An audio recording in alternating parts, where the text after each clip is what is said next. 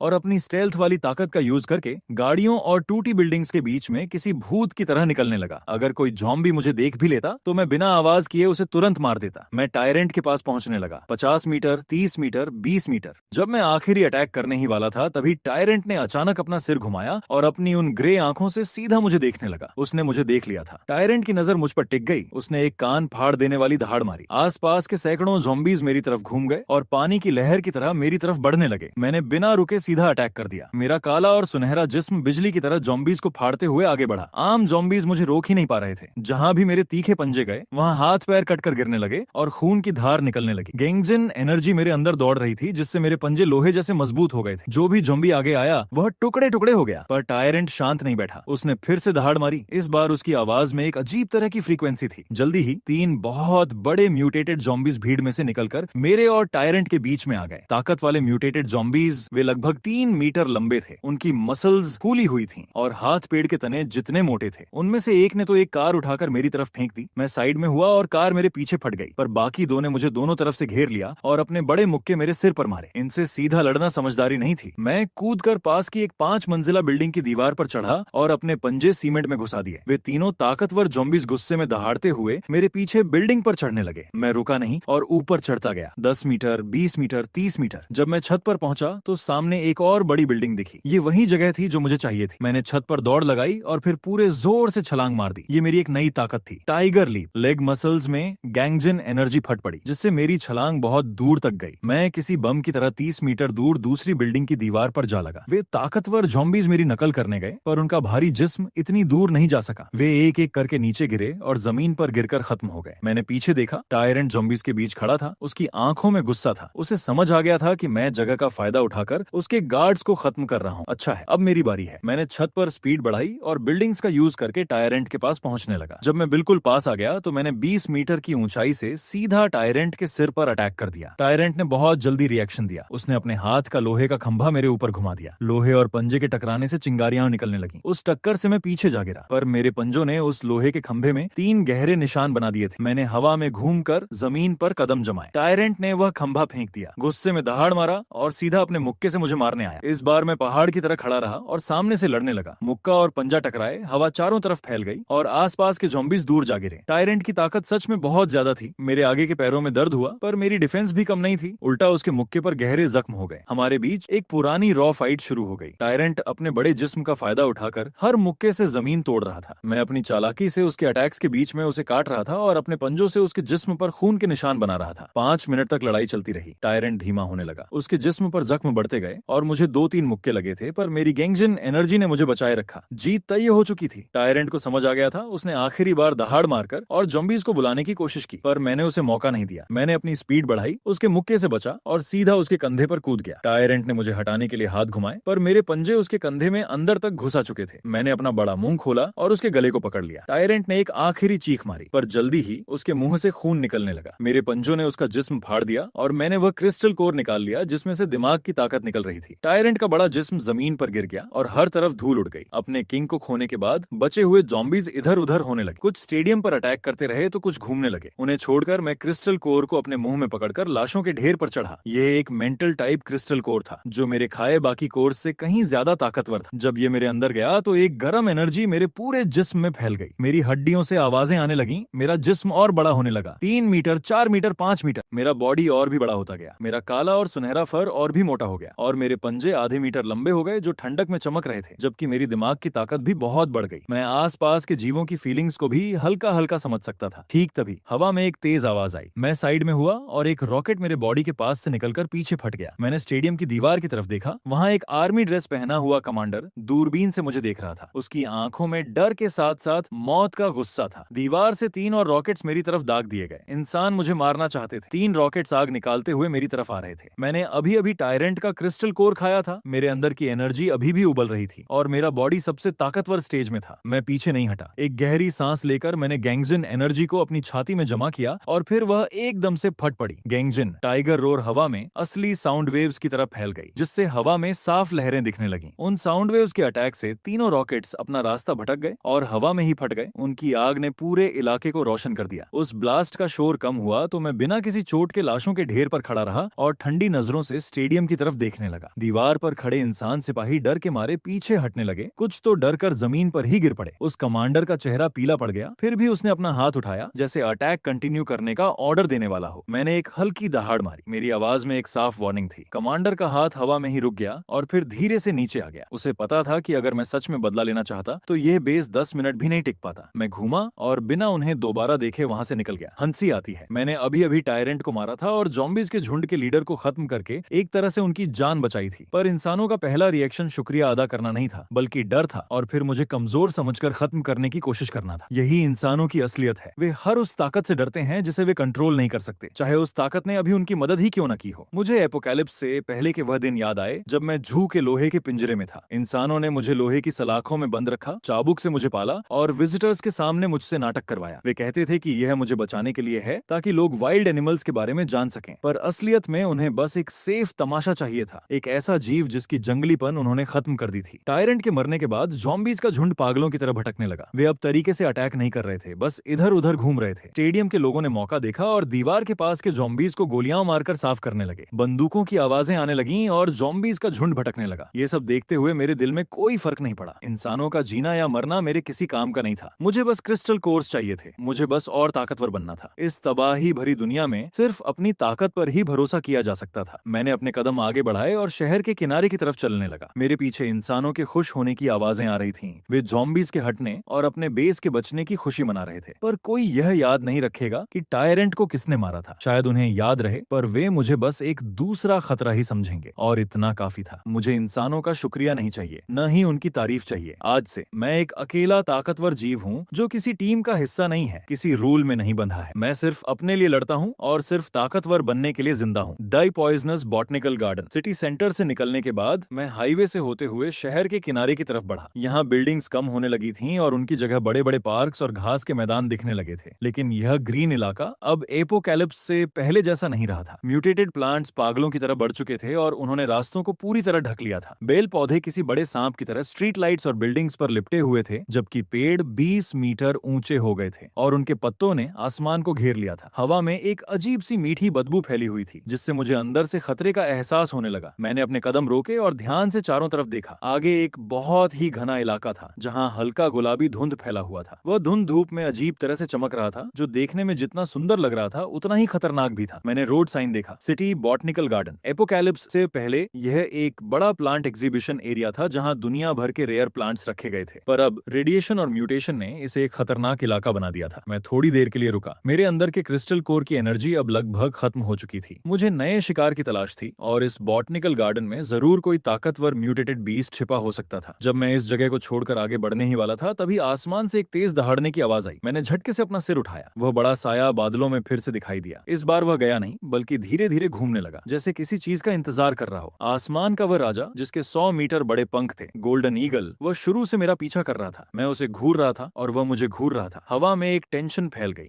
लेकिन golden eagle ने तुरंत अटैक नहीं किया। उसने एक लंबी दहाड़ मारी, बादलों के और ऊपर चला गया और नजरों से गायब हो गया। वह मौके का इंतजार कर रहा था जब मैं कमजोर हो जाऊं, जब मैं अपना ध्यान हटा लूं। मैंने अपनी नजर हटाई और सामने बॉटनिकल गार्डन की तरफ देखा। वह गुलाबी धुंध हवा में हिल रहा था, जैसे मुझे अंदर आने का बुलावा दे रहा हो। जब गोल्डन ईगल से लड़ना तय ही था, तो पहले मुझे खुद को और ताकतवर बनाना होगा। बॉटनिकल गार्डन में जरूर वह चीज होगी जिसकी मुझे जरूरत है। मैंने उस धुंध में कदम रखा। वह गुलाबी धुंध किसी जिंदा चीज की तरह मेरे बॉडी से लपटने लगा और मेरे मुंह और नाक में घुस गुस्सा गया। मुझे तुरंत चक्कर आने लगा, मेरी नजर धुंधली होने लगी और मेरे हाथ पैर सुन्न होने लगे। ये जहर था। मैंने अपने अंदर की गैंगजिन एनर्जी को जोर से घुमाया ताकि जहर के असर को रोक सकूं। वह मेटल जैसी एनर्जी मेरे खून में दौड़ने लगी और जहर के कुछ हिस्से को शरीर से बाहर निकाल दिया, पर असर कम ही हुआ। ये नर्व पॉइजन बहुत खास था, जो खासकर जानवरों के दिमाग और नस पर अटैक कर रहा था। मैंने अपनी स्पीड कम की और ध्यान से चारों तरफ देखने लगा। बॉटनिकल गार्डन पूरी तरह बदल चुका था। वह साफ सुथरे फ्लावर बेड्स अब एक जंगली जंगल बन चुके थे। बेल पौधे जमीन पर सांप की तरह रेंग रहे थे और कुछ पेड़ों के तनों पर आंखें निकल आई थीं, जो धीरे धीरे घूम रही थी, जैसे मेरी हर मूवमेंट पर नजर रख रही हूँ। और भी अजीब बात यह थी कि यहाँ के सारे प्लांट्स के कलर्स बहुत तेज थे। खून जैसे लाल पत्ते, काले जामुनी फूल और चमकते हुए फल। वे उस धुंध में हिल रहे थे जैसे सांस ले रहे हों। अचानक मेरे पैरों के नीचे से एक बेल निकली और उसने मेरे पिछले पैर को जकड़ लिया। मैंने नीचे देखा, वह बेल हाथ जितनी मोटी थी। उसकी बॉडी पर कांटे थे और वह मुझे तेजी से कस रही थी। मैंने एक ही पंजे में उस बेल को काट दिया, पर कटे हुए हिस्से से निकलने वाला पानी मेरे फर पर गिरा और तुरंत जलने की आवाज आने लगी। ये प्लांट सिर्फ जहरीले नहीं थे, बल्कि इनमें बहुत तेज एसिड भी था। मैंने अपने फर से वह पानी झटका और आगे बढ़ा, पर चारों तरफ से और भी बेल पौधे आने लगे, जैसे पूरा बॉटनिकल गार्डन जिंदा हो गया हो और मुझे यहाँ मारने पर तुला हो। मैं बार बार अपने पंजे चलाकर उन बेलों को काटता रहा, पर उनकी गिनती बहुत ज्यादा थी और कटे हुए बेल पौधे तुरंत दोबारा उगने लगते थे। मुझे समझ आया कि ये कोई आम म्यूटेटेड प्लांट नहीं था, बल्कि इन सब के पास एक ही दिमाग था। ठीक तभी सामने का धुंध अचानक हिलने लगा और एक बड़ा साया बाहर निकला। वह 10 मीटर बड़ा एक जाइंट मैन ईटिंग फ्लावर था। उसके फूल के पत्ते किसी बड़े मुंह जैसे थे, अंदर तीखे कांटे थे और उसमें से बहुत गंदी बदबू आ रही थी। उसका तना पेड़ के तने जितना मोटा था और उसके आसपास पानी के पाइप जितनी मोटी कई बेल पौधे लिपटे हुए थे। मैन ईटिंग फ्लावर किंग इस बॉटनिकल गार्डन का असली मालिक। उसने एक तेज दहाड़ मारी और सारे बेल पौधे एक साथ मेरी तरफ अटैक करने के लिए बढ़े। मुझे एक साथ दर्जनों बेलों ने जकड़ लिया। मेरे हाथ, पैर, बॉडी, गर्दन, हर जगह को उन्होंने कसकर पकड़ लिया। बेलों पर लगे कांटे मेरे फर के अंदर घुस गए। हालांकि वे मुझे जान से नहीं मार सकते थे, पर उनका तेज जहर मेरे बॉडी में फैलने लगा। मेरा दिमाग धुंधला होने लगा और मेरी ताकत तेजी से कम होने लगी। नहीं, मैं इस तरह यहाँ नहीं मर सकता। मैंने अपने दांत पीसे और अपने अंदर की सारी गैंगजिन एनर्जी को अपने तीखे पंजों में जमा किया। मेरे काले और सुनहरे पंजे चमकने लगे और उनमें से लोहे जैसी तेज धार निकलने लगी। मेरा रास्ता छोड़ो, मैंने पूरे जोर से अटैक किया और मेरे पंजों ने मेरे बॉडी पर लिपटे सारे बेलों को पनीर की तरह काटकर फेंक दिया। मैन ईटिंग फ्लावर किंग ने गुस्से में दहाड़ मारी और जमीन के अंदर से और बेल पौधे निकलकर मुझे दोबारा पकड़ने लगे, पर मैंने उसके मेन बॉडी की जगह ढूंढ ली थी। मैं बेलों के बीच से निकलता हुआ उनके अटैक से बचा और सीधा मैन ईटिंग फ्लावर किंग पर कूद गया। मेरे तीखे पंजे उसके तने में अंदर तक घुस गए और उस पर एक गहरा जख्म कर दिया। लेकिन जैसा मैंने सोचा था वैसा कोई बड़ा जख्म नहीं हुआ। उस जख्म से बहुत सारा हरा पानी निकला, पर मैन ईटिंग फ्लावर किंग बस हल्का सा हिला, जैसे उसे किसी मच्छर ने काटा हो। उसके फूल के पत्ते एकदम से बंद होने लगे ताकि वह मुझे पूरा निगल सके। मैं जल्दी से पीछे हटा, पर एक बेल ने मौका देखकर मेरी कमर पकड़ ली और मुझे उस बड़े मुंह की तरफ खींचने लगा। धत्त तेरे की, फिजिकल अटैक्स का इन प्लांट्स पर कोई खास असर नहीं होता। इनके पास कोई मेन ऑर्गन नहीं है, कोई ब्लड सिस्टम नहीं है। जब तक इनकी जड़ जमीन में है, ये दोबारा उगते रहेंगे। और मेरी गैंगजिन एनर्जी चाहे कितनी भी तीखी हो, पर इतनी ताकतवर लाइफ वाले प्लांट के सामने वे किसी कुल्हाड़ी से पेड़ काटने जैसी थी, जिसमें बहुत टाइम लगता है। मैंने बहुत कोशिश की। मेरे पंजों ने बेलों पर कई निशान बनाए, पर उनके दोबारा उगने की स्पीड मेरे तोड़ने से कहीं ज्यादा तेज थी। जहर मेरे अंदर फैलता जा रहा था और मेरी स्पीड धीमी होती जा रही थी। मैं अब और टाइम नहीं गंवा सकता था। मैंने एक गहरी सांस ली और अपनी सारी ताकत बाहर निकाल दी। मेरे अंदर की गैंगजिन एनर्जी किसी ज्वालामुखी की तरह फट पड़ी और मेरे शरीर के एक एक होल से बाहर निकलने लगी। मेरी बॉडी पर मेटल जैसी चमक आ गई और मेरे पंजे 1 मीटर लंबे हो गए, जिसमें से तेज रोशनी निकल रही थी। गैंगजिन, टाइगर, रोर, साउंड वेव्स और मेटल एनर्जी मिलकर एक ऐसी ब्लास्ट बन गई जो साफ दिख रही थी। मेरे बॉडी पर लिपटे सारे बेल पौधे 1 सेकंड में टुकड़े टुकड़े हो गए और मैन ईटिंग फ्लावर किंग के आधे फूल के पत्ते भी फट गए। मैंने मौका देखा, उनकी पकड़ से आजाद हुआ और कई मीटर पीछे कूदकर मैन ईटिंग फ्लावर किंग के अटैक रेंज से बाहर निकल गया। मैन ईटिंग फ्लावर किंग ने खतरनाक धाड़ मारी, पर वह चल नहीं सकता था, इसलिए वह बस मुझे भागते हुए देखता रहा। आसपास के बेल पौधे मेरा पीछा करने लगे, पर मैं उनकी जगह से बाहर निकल चुका था। मैं पूरे जोर से दौड़ता रहा जब तक कि मैं बॉटनिकल गार्डन से पूरी तरह बाहर नहीं निकल गया और वह गुलाबी धुंध धीरे धीरे गायब नहीं हो गया। मैं खाली जमीन पर गिर पड़ा और तेज तेज सांस लेने लगा। मेरे अंदर का जहर अभी भी परेशान कर रहा था, पर गैंगजिन एनर्जी उसे धीरे धीरे बाहर निकाल रही थी। इस लड़ाई ने मुझे साफ दिखा दिया कि सिर्फ फिजिकल अटैक में बहुत बड़ी कमी है। प्लांट्स जैसे स्टबर्न और जल्दी उगने वाले दुश्मनों के सामने मुझे और असरदार रास्ते चाहिए थे। प्लांट्स सबसे ज्यादा आग से डरते हैं। अगर मुझे फायर एट्रीब्यूट का क्रिस्टल कोर मिल जाए और मैं आग की ताकत को जगाऊं, तो ऐसी लड़ाई बहुत आसान हो जाएगी। मैंने अपना सिर उठाया और दूर इंडस्ट्रियल एरिया की तरफ देखा। वहां एक बड़ी ऑयल रिफाइनरी थी जो एपोकैलिप्स के आने के बाद से लगातार जल रही थी और उसकी आग कभी बुझी नहीं थी। अगर कोई फायर एट्रीब्यूट वाला म्यूटेटेड बीस्ट होता तो वह जरूर वहां रहता। मैं गिरते पड़ते खड़ा हुआ और ऑयल रिफाइनरी की तरफ चलने लगा, लेकिन मैंने ध्यान नहीं दिया कि आसमान में वह बड़ा साया बादलों के ऊपर फिर से आ गया था। गोल्डन ईगल शुरू शुरू से इंतजार कर रहा था, मेरे सबसे कमजोर होने के टाइम का। और अब वह वक्त आ गया था। ऑनेल रिफाइनरी बॉटनिकल गार्डन से लगभग 5 किलोमीटर दूर था। मैं अपनी जख्मी बॉडी को खींचता हुआ पूरे 2 घंटे में वहां पहुंचा। मेरे अंदर का जर चाहे गैंगजन एनर्जी ने काफी हद तक साफ कर दिया था, पर कमजोरी अभी भी बनी हुई थी। दूर से ही ऑनेल रिफाइनरी की आग दिखाई दे रही थी। बड़े बड़े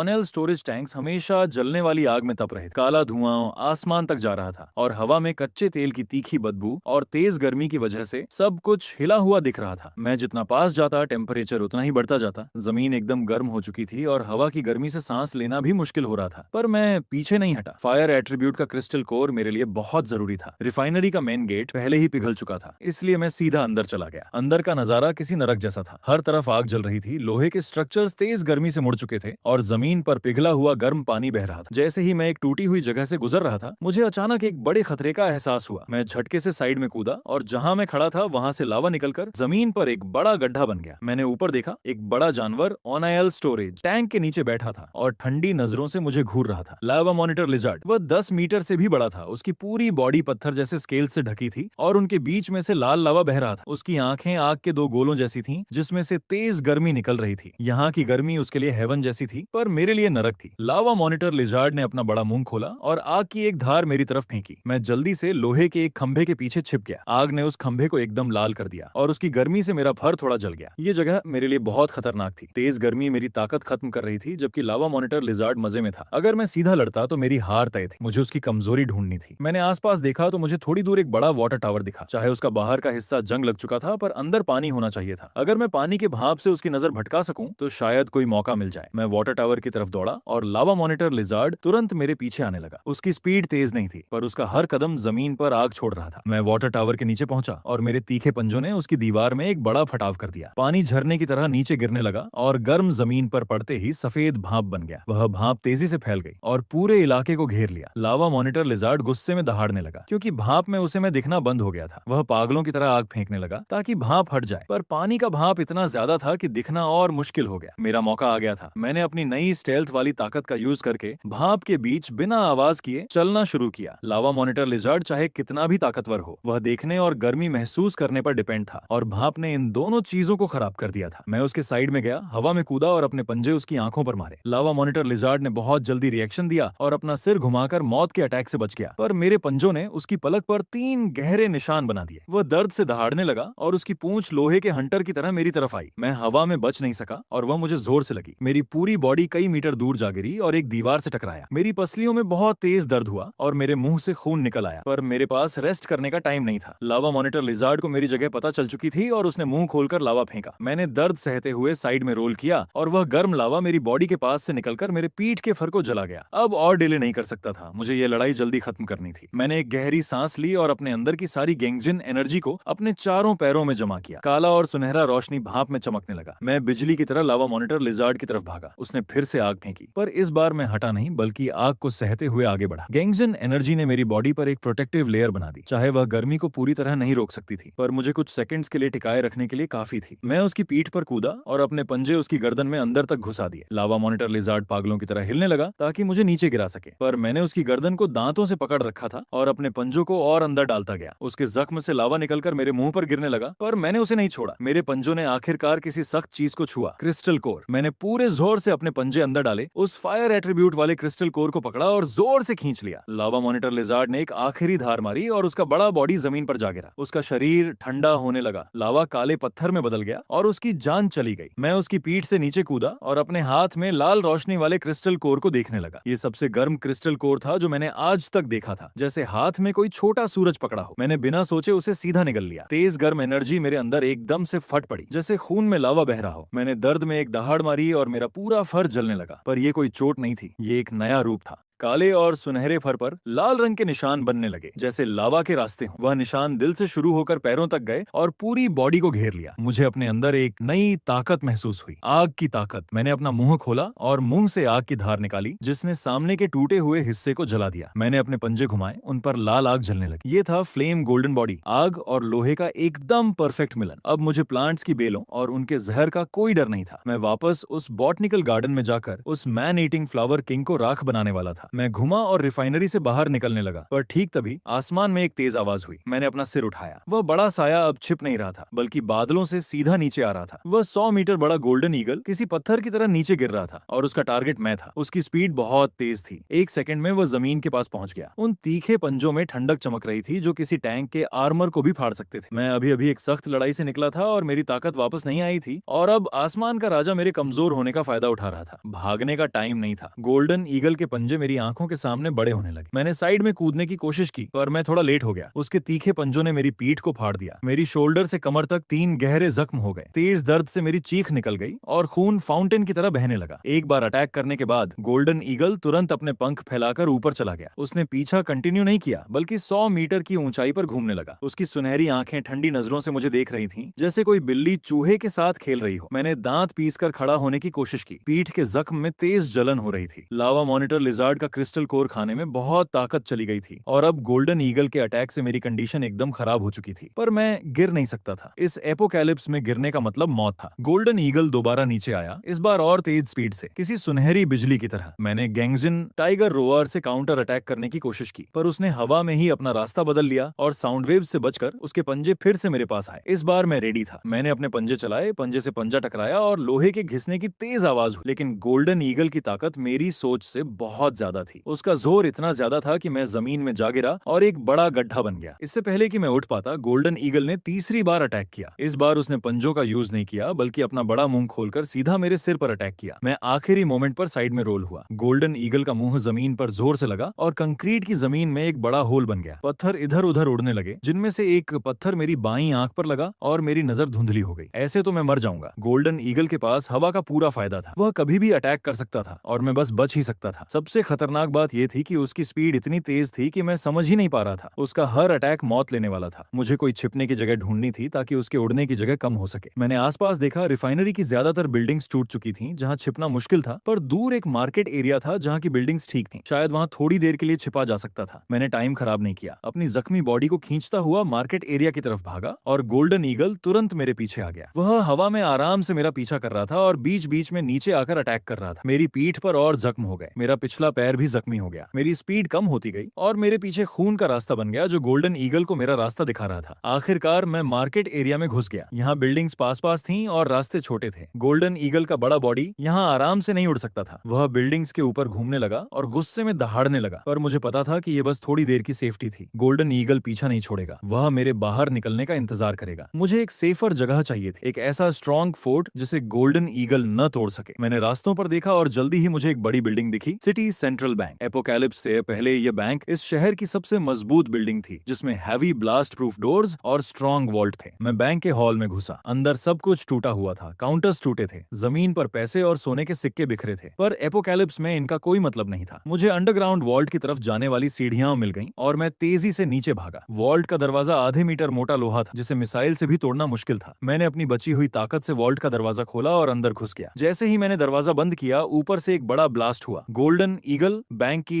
छत तोड़कर अंदर घुस गया था। पूरी बिल्डिंग हिलने लगी थी, पर वॉल्ट इतना मजबूत था कि वह इसे नहीं तोड़ सका। मैं वॉल्ट के फ्लोर पर गिर पड़ा और तेज तेज सांस लेने लगा। मेरी पीठ के जख्मों से खून बह रहा था और मेरी बाईं आंख पूरी तरह खराब हो चुकी थी। मैं कभी इतना लाचार नहीं हुआ था, कभी मौत के इतने पास नहीं आया था। वॉल्ट में सोना और कीमती सामान भरा था। एपोकैलिप्स से पहले यह अमीरी की पहचान थे, पर अब ये बस लोहे का ढेर थे। लेकिन मेरे लिए सोने का एक अलग मतलब था। मेरी गैंगजिन एनर्जी मेटल से मिलती थी और सोना सबसे साफ मेटल होता है। मैंने अपना मुंह खोला, सोने की एक ईंट को काटा और उसे खाना शुरू किया। सोना मेरे अंदर पिघलने लगा और साफ मेटल एनर्जी में बदलकर मेरे जख्मों को ठीक करने लगा। मेरी पीठ के जख्म भरने लगे, टूटी हुई हड्डियां वापस जुड़ने में मदद मिली और यहाँ तक कि मेरी खराब बाईं आंख भी धीरे धीरे ठीक होने लगी। मैं वॉल्ट में रखे सोने को लगभग लगातार खाता रहा, एक के बाद एक ईंट। चाहे यह सोना मेरी ताकत का लेवल न बढ़ा सके, पर यह मेरे जख्मों को जल्दी ठीक कर रहा था और मेरे पंजों, दांतों और डिफेंस को और ज्यादा स्ट्रॉन्ग कर रहा था। बाहर से गोल्डन ईगल के दहाड़ने और टकराने की आवाजें आ रही थी। वह बैंक को तोड़ने की कोशिश कर रहा था ताकि मुझे बाहर निकाल सके, पर यह बिल्डिंग इतनी मजबूत थी कि वह इसे जल्दी नहीं तोड़ सकता था। इसका मतलब था कि मेरे पास जख्मों को ठीक करने और ज्यादा स्ट्रॉन्ग बनने और काउंटर अटैक का प्लान बनाने का टाइम था। 3 दिन मैंने खुद को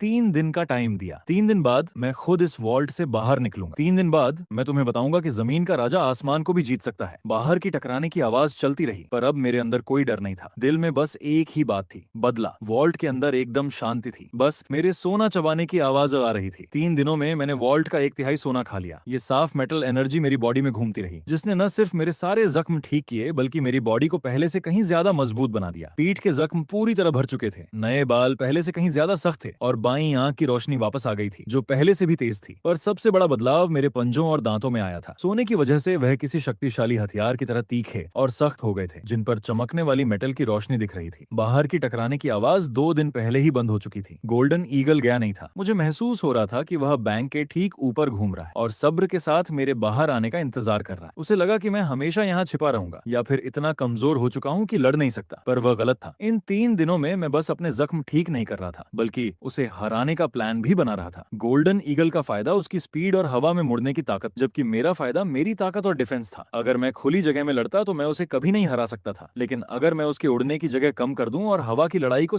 आमने सामने की लड़ाई में बदल दूं तो जीत हार का कहना मुश्किल हो जाएगा। मुझे मार्केट एरिया का रास्ता याद आया। वहां 2 बहुत बड़ी बिल्डिंग्स थीं जो एक दूसरे से 50 मीटर से भी कम दूर थीं और उनके बीच टूटे हुए लोहे के तार और केबल्स थे। अगर मैं गोल्डन ईगल को उस तंग जगह में ले आऊं तो उसके बड़े पंख उसके लिए रुकावट बन जाएंगे। प्लान बन चुका था। मैं खड़ा हुआ और अपनी बॉडी को थोड़ा हिलाया। मेरे अंदर की गैंगजन एनर्जी और आग की ताकत एकदम परफेक्ट तरीके से मिल चुकी थी। काले और सुनहरे फर पर लाल रंग के निशान चमक रहे थे। मैंने कभी खुद को इतना ताकतवर महसूस नहीं किया था। अब सही टाइम आ गया था। मैंने वॉल्ट के दरवाजे को जोर से धक्का दिया और हैवी मेटल दरवाजे से तीखी आवाज आई। मैं सीढ़ियां चढ़कर ऊपर गया। बैंक के मेन गेट को तोड़ता हुआ सीधा सड़क पर आ गया। आसमान में तुरंत एक तेज आवाज हुई। गोल्डन ईगल ने मुझे देख लिया था। उसने अपने पंख समेटे और किसी पत्थर की तरह नीचे आने लगा। इस बार उसकी स्पीड 3 दिन पहले से भी तेज थी। साफ पता चल रहा था कि वह बहुत गुस्से में था, पर मैं हटा नहीं बल्कि सीधा मार्केट एरिया की तरफ भागा। गोल्डन ईगल मेरे पीछे पड़ा रहा। उसके तीखे पंजे मेरे सिर के ऊपर से निकले और रास्ते की कुछ लाइट्स को तोड़ दिया। मैं सड़क क्रॉस करके उन 2 बड़ी बिल्डिंग्स के बीच के छोटे रास्ते में घुस गया। यहाँ जगह बहुत कम थी। दोनों तरफ ऊंची दीवारें थीं और ऊपर लोहे के तार और केबल्स फैले हुए थे। गोल्डन ईगल बिना सोचे अंदर आ गया। वह बहुत ओवर कॉन्फिडेंट था। उसे लगता था कि वह अपनी उड़ने की स्किल से मुझे किसी भी जगह पकड़ सकता है। पर जैसे ही वह उस रास्ते में आया, मैं झटके से घुमा, अपने दोनों पंजों से लोहे के तार को पकड़ा और जोर से खींचा। पूरा तार का नेटवर्क एकदम टाइट हो गया और एक बड़े जाल की तरह गोल्डन ईगल पर गिर गया। गोल्डन ईगल को समझ आया कि कुछ गलत है। उसने भागने के लिए जल्दी से पंख फड़फड़ाए, पर उसके पंख तारों में उलझ गए और उसकी स्पीड कम हो गई। मेरा मौका आ गया था। मैंने एक गहरी सांस ली। अपने अंदर की गैंगजन एनर्जी और आग की ताकत दोनों को पूरे जोर पर चालू किया। मेरे काले और सुनहरे फर पर लाल आग जलने लगी और मेरे पंजे 1.5 मीटर लंबे हो गए, जिन पर तेज गर्मी चमक रही थी। ये मेरा सबसे स्ट्रॉन्ग रूप था, फ्लेम गोल्डन बॉडी। मैं जोर से कूदा। ये छलांग पूरी 100 मीटर ऊंची थी। गोल्डन ईगल ने मुझे हवा में आते देखा तो उसकी आंखों में थोड़ा डर दिखा, पर वह जल्दी ही गुस्से में बदल गया। उसने तारों से खुद को थोड़ा छुड़ाया और अपने पंजे खोलकर मुकाबला करने आया। हवा में हम दोनों टकराए, पंजे से पंजा, आग से पंख। एक बड़ा धमाका हवा में हुआ। हवा का दबाव चारों तरफ फैला और दोनों तरफ की बिल्डिंग्स के कांच टूट गए। हम 2 टूटे हुए तारों की तरह हवा में लड़ते रहे। हर टकराव पर चमकने वाली चिंगारियां निकल रही थी। गोल्डन ईगल की ताकत सच में बहुत ज्यादा थी। उसके पंजों ने मेरी छाती पर कुछ जख्म कर दिए, पर मेरा फ्लेम गोल्डन बॉडी भी कम नहीं था। मेरे पंजों ने उसके पंखों पर कई गहरे जख्म किए और आग जख्मों के रास्ते फैलकर उसके पंखों को जलाने लगी। हम हवा से नीचे गिरे, जमीन पर पटके और फिर एक साथ कूदकर हवा में लड़ने लगे। गोल्डन ईगल ने गुस्से में एक दहाड़ मारी। उसे आखिरकार समझ आ गया था कि मैं 3 दिन पहले वाला लाचार शिकार नहीं था जो बस भाग सकता था। उसने सीरियस होकर लड़ना शुरू किया। उसकी स्पीड और बढ़ गई और हवा में उसकी कई परछाइयां दिखने लगी। मैं मुश्किल से उसकी स्पीड का मुकाबला कर पा रहा था, पर हर टकराव में मेरी बॉडी में तेज दर्द हो रहा था। नहीं, ऐसे तो मैं फिर भी हार जाऊंगा। गोल्डन ईगल को हवा में लड़ने का एक्सपीरियंस मुझसे बहुत ज्यादा था। सच ये था कि मेरी ताकत उससे कम नहीं थी, पर लड़ाई की ट्रिक का फर्क आसान नहीं था। मुझे अपना प्लान बदलना होगा। मैंने ऐसा नाटक किया जैसे मेरी ताकत खत्म हो गई हो और हवा में मेरी मूवमेंट धीमी हो गई। गोल्डन ईगल ने तुरंत मौका देखा और नीचे आकर मेरे गले पर अटैक करने लगा। यही सही टाइम था। मैं एकदम से आगे बढ़ा। इस बार हटा नहीं, बल्कि अपना बड़ा मुंह खोलकर उसके आते हुए पंजे को सीधा दांतों से पकड़ लिया। मेरे दांतों ने उसके दाएं पंजे को जोर से दबाया। गैंगजन एनर्जी और आग की ताकत एक साथ फटी और उसका पंजा चूर चूर हो गया। गोल्डन ईगल दर्द से दहाड़ने लगा और भागने की कोशिश करने लगा, पर मैं उसे अब मौका नहीं देने वाला था। मेरे चारों पैरों ने उसकी बॉडी को मजबूती से पकड़ लिया। मेरे तीखे पंजे उसके गोश्त में अंदर तक घुस गए। हम दोनों एक साथ हवा से गिरे, जमीन पर पटके और हर तरफ धूल उड़ने लगी। गोल्डन ईगल पागलों की तरह हिलने लगा। अपने दूसरे पंजे और मुंह से मुझ पर अटैक करता रहा। मेरी बॉडी पर कई जख्म हो गए, पर मैंने अपनी पकड़ नहीं छोड़ी। मैंने उसके पंख के जड़ को पकड़ा और जोर से खींचा। आवाज आई और पंख टूट गया। गोल्डन ईगल का दायां पंख मैंने जिंदा ही उखाड़ दिया। खून झरने की तरह बहने लगा। उसने बहुत दुखी आवाज में दहाड़ मारी। उस आवाज में हार और डर था। आसमान के राजा के पंख टूट चुके थे। वह अपने बचे हुए बाएं पंख से मुझे मारने लगा, अपने मुंह से मेरे सिर पर अटैक करने लगा और बचे हुए पंजे से मेरी बॉडी फाड़ने लगा। पर यह सब बेकार बेकार कोशिशें थीं। उड़ने की ताकत खोया हुआ गोल्डन ईगल बस एक बड़ा परिंदा था। जमीन पर वो मेरा मुकाबला बिल्कुल नहीं कर सकता था। मैंने उसका पंख छोड़ा, एक पंजे से उसका सिर पकड़ा और उसे जमीन पर जोर से दबा दिया। वह अभी भी हिल रहा था, पर उसकी ताकत तेजी से कम हो रही थी। मुझे महसूस हो रहा था कि उसकी जान तेजी से निकल रही है। तुम हार गए, मैंने धीमे से कहा और फिर अपना बड़ा मुंह खोलकर उसके गले पर दांत गड़ा दिए। गोल्डन ईगल का हिलना बंद हो गया। वह सुनहरी आंखें जो कभी सभी को नीचे से देखने की आदत रखती थीं, धीरे धीरे बंद हो गईं। मैंने अपना मुंह छोड़ा और उसकी लाश पर खड़ा हुआ। आसपास सब कुछ तबाह हो चुका था। आधा इलाका इस लड़ाई में बर्बाद हो गया था। बिल्डिंग्स गिर चुकी थीं, जमीन फट गई थी, हर तरफ खून और पंख बिखरे थे। मैंने नीचे गोल्डन ईगल की लाश को देखा, अपने पंजे उसकी छाती में डाले और वह सुनहरा कोर बाहर निकाल लिया। यह एक किंग टियर गोल्डन कोर था, जो मेरे देखे हुए किसी भी कोर से बड़ा था और उसमें से तेज सुनहरी रोशनी निकल रही थी। मुझे उसके अंदर की बहुत बड़ी एनर्जी महसूस हो रही थी। वह उड़ने की ताकत थी, आसमान को जीतने की चाबी थी। मैंने बिना सोचे उसे सीधा निगल लिया। कोर अंदर जाते ही एक बहुत बड़ी एनर्जी मेरी बॉडी में फट पड़ी। मैंने दर्द में एक दहाड़ मारी। मेरी पूरी बॉडी की हड्डियां बदलने लगी। पीठ पर तेज दर्द होने लगा, जैसे कुछ बाहर निकलने वाला हो। मुझे महसूस हो रहा था कि मेरी पीठ की हड्डियां फैल रही हैं, मसल्स फटकर वापस जुड़ रही हैं और नई हड्डियां बन रही हैं। अचानक पीठ की चमड़ी फट गई और जख्मों में से दो बड़े हिस्से बाहर निकले। वह पंख थे, काले और सुनहरे पंख, जिनका हर एक पर लोहे का बना हुआ लग रहा था। मैंने पंख हिलाने की कोशिश की और तुरंत तेज हवा चलने लगी, जिसने आसपास के कचरे को उड़ा दिया। मुझे अपने अंदर एक नई ताकत महसूस हुई, उड़ने की आदत, आसमान में जाने की चाहत। मैंने एक गहरी सांस ली, पैरों से जोर दिया और एक साथ दोनों पंख हिलाए। मैं उड़ने लगा। शुरुआत में बस जमीन से कुछ मीटर ऊपर था, पर जल्दी ही मैंने इसे समझ लिया। मैं लगातार पंख हिलाता गया। मेरी बॉडी ऊंची उठती गई। 10 मीटर, 50 मीटर, 100 मीटर, 500 मीटर। शहर मेरे नीचे छोटा होता गया। वह ऊंची बिल्डिंग्स अब खिलौने जैसी लग रही थीं। मैं बादलों के बीच से निकला। सूरज की रोशनी मेरे काले और सुनहरे फर पर पड़ी और तेज चमक निकलने लगी। मुझे अब समझ आया कि गोल्डन ईगल इतना ताकतवर क्यों था। आसमान में तुम सब कुछ ऊपर से देख सकते हो, सब कुछ कंट्रोल कर सकते हो। जमीन का कोई जानवर तुम्हें खतरा नहीं पहुंचा सकता। तुम पूरे राजा हो। पर अब यह आसमान मेरा था। मैं बादलों में घूमने लगा, इस टूटे हुए शहर को ऊपर से देखने लगा। Zoo, metro station, stadium, botanical garden, amusement park, हर जगह मेरी लड़ाई के निशान थे। एक पिंजरे के शेर से लेकर मैं इस टूटे हुए शहर का सबसे बड़ा राजा बन चुका था। मैंने अपना बड़ा मुंह खोला, अपने अंदर की सारी ताकत को जमा किया और फिर एक बहुत तेज दहाड़ मारी। ये दहाड़ आसमान तक गई और पूरे शहर में गूंज गई। सारे बदले हुए जानवरों ने यह आवाज सुनी। वह डर से जमीन पर झुक गए और इस नए राजा के आगे सर झुका दिया। मैं अब वह जानवर नहीं था जिसे इंसान देखते थे। अब वह जानवर नहीं था जो बस जमीन पर चल सकता था। मैं हूँ बीस्ट किंग, जमीन का राजा, आसमान का जीतने वाला। मेरे पास गैंगजन एनर्जी की तीखी ताकत, फ्लेम गोल्डन बॉडी की गर्मी और किंग्स विंग्स की आजादी है। मैं जमीन पर किसी भी दुश्मन को फाड़ सकता हूँ और आसमान से कूदकर किसी का भी शिकार कर सकता हूँ। ये एपोकैलिप्स दुनिया मेरा शिकार करने का मैदान होगी। मैंने फिर से पंख हिलाए और ऊंचे बादलों की तरफ उड़ गया। सूरज की रोशनी बादलों से निकलकर मेरी बॉडी पर सुनहरा रंग भरने लगी। एक नए राजा का जन्म हो चुका था।